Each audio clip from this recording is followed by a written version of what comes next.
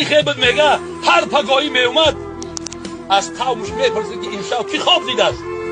بعد کسی که چی خواب میدید خواب میگفت، تعبیر خوابی او را بیان میکرد.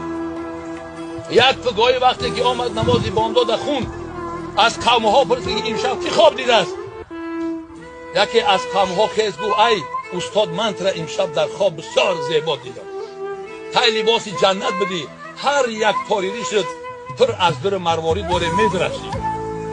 گفت این خوابی که حقیقت داره. من هر شب بعد از نماز خفتن نزد مادرم میرم، حتی مادرم میشینم صحبت میکنم، پاهکاشم میجقم، ای او دعا میگیرم مرخص میشم پیش فرزندها میرم. وقتی که این شب خفتن خوانده و رفتم مادرم در خواب بود. دیدم نشید مادرم ویدار کنم. نگاه کردم کفکای پاش پر از خاک هستند. نگاه کردم برکای گردنش جینجک زدن.